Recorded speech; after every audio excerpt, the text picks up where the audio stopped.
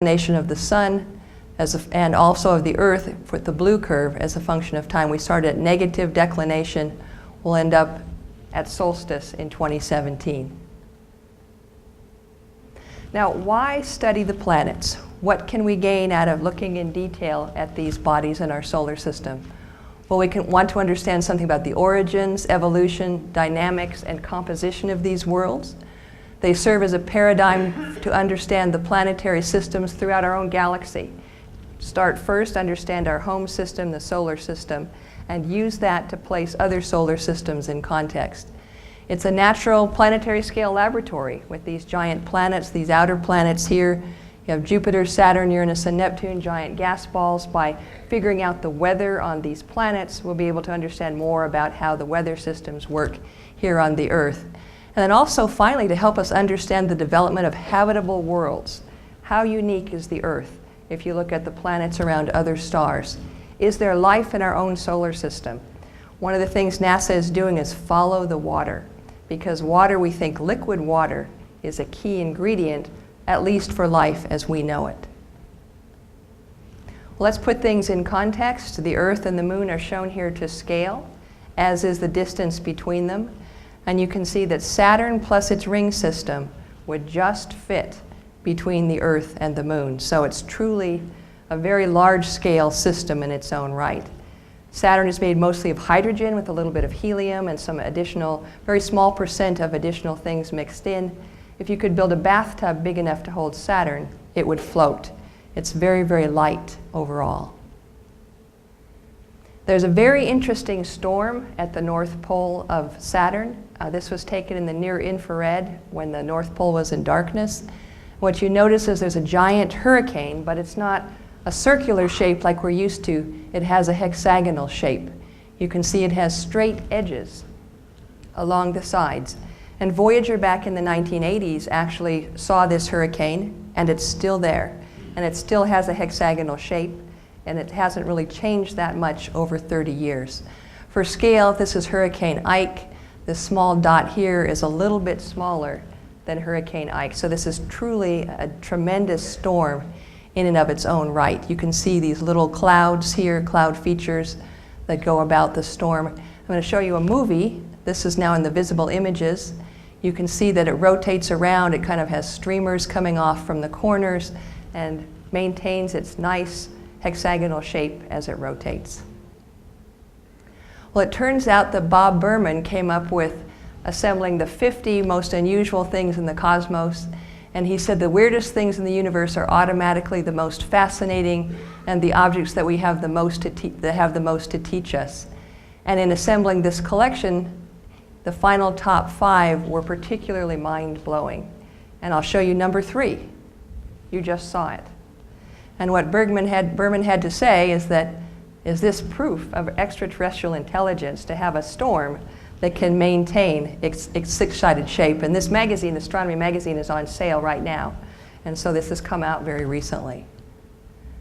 Well, just to show you that it's not all as strange on Saturn, this is the hurricane at the South Pole of Saturn. And it's a nice, regular, circular hurricane. It has an eye wall, tall clouds, and you can see some of the features here inside the hurricane at Saturn's South Pole. There are also aurora at Saturn. What we did is we took some very long exposure images. In fact, you can see that the stars are smeared out here in the background. And here's a particularly nice snapshot of what looks kind of like a dragon going around Saturn. We don't really know what the composition is of these auroras, so they've been colored gold so they're easier to see. And here's a movie of those aurora. You can see them flashing by, get the sense that they're very tall, going around Saturn's North Pole. You can just see the limb here, the sun shining on it, and these lines are drawn in to aid your eye. So it has something in common with the Earth. It has aurora at both poles. And here's the aurora at the South Pole. This is in the near infrared. The green are the aurora, and the different bands, the rings are a vivid blue here. That's in the 2 to 3 micron band in the near infrared. Now we saw something very interesting last December, and that was the birth of a new storm. Seasons have changed on Saturn. It's now spring in the northern hemisphere, and for the first time we saw our first northern storm. And it started out as a small dot on December 5th, kind of grew a tail. Within about a week, A couple of weeks later, it's now into a very, very large storm. And along with it, what's shown here is we were seeing lots of lightning, up to 10 flashes per second of lightning. So it's certainly a very, very active and very dramatic storm. Fast forward a little bit, you can see that the storm here, the winds are sheared out behind it. You have a circular vortex here like you'd have for a cyclone or a hurricane. And then the winds are sheared out behind it. You can see right here is a nice view of it. And for scale, here's the Earth. So that storm is about the size of the Earth. As time went on, the storm proceeded to wrap completely around the planet. There are actually two active regions, the head here, and there's another active region that we could detect lightning.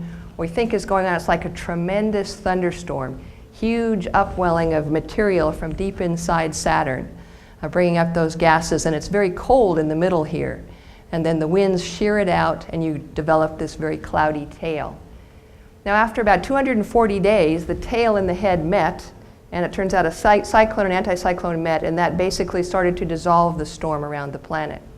And when that happened, all this material that had been shot up high started to fall back into the planet, and as it fell, it started to heat up.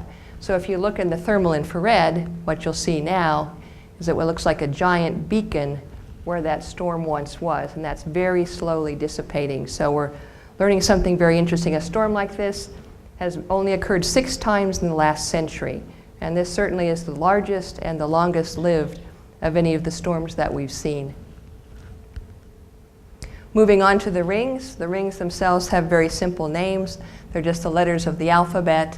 There's the D ring in here, then C, B, A. There's F ring that you can't see very well here. Going further out, there's a very thin, tenuous G ring. And then here's the E ring. It's centered on the moon Enceladus, and it goes inward toward the planet all the way out to the orbit of Titan. So a very unusual ring. Voyager discovered it, and we kept puzzling, how can one tiny moon create such a huge ring? And it was up to Cassini to find that answer. And that'll be a little bit later in my talk. Here's a classic view of Saturn, what you might see if you look through a telescope, although you wouldn't quite see this view because you get a full view of the shadow of Saturn shining on, blocking the sunlight from shining on the ring. So here's with the sunlight coming from below. Early in the mission, the ring shadowed the northern hemisphere of the planet, and you can see that Saturn's northern hemisphere had a rather bluish color, very reminiscent of Neptune. That the changes from the shadowing probably caused the haze to go down, and you're seeing a lot more expression of methane in the atmosphere. Here the ring's blown up a little bit more, very faint D ring, C ring, B ring, Cassini division, A ring, a tiny gap, the Yankee gap here. And you can see lots of structure. Looks, in the Voyager era, we said it looked a lot like the grooves on a phonograph record. That there are moons in the Saturn system and they interact with the rings through gravity and create very beautiful spiral density waves with the physics the same thing as you'd use for spiral galaxies and other kinds of waves and structure in the rings. The rings are made primarily of water ice. They're very bright, very white. And that raises the question, over the lifetime of the solar system, there should be a lot of debris, micrometeoroids, comet dust coming in that would darken the rings with time. So the question is, are the rings really young? That's why they're so bright? Or is something reprocessing the material and you're getting fresh new material coming out? And we still haven't decided what the right answer might be, but it might be a combination of both. Maybe the B ring, for instance, the most massive, is old, and maybe the other rings are much younger. Well, there's another theory floating around about what the ring particles might be made of. If you've ever wondered where your suitcase has gone, one thought is that perhaps they're actually lost airline luggage. So next time your suitcase doesn't show up, maybe it's another ring particle around Saturn's rings.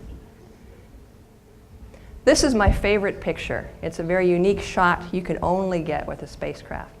In this case, Saturn is blocking the sun. This is actually made of a mosaic of hundreds of images put together to give it the color as well. You can see just a hint of sunlight right here.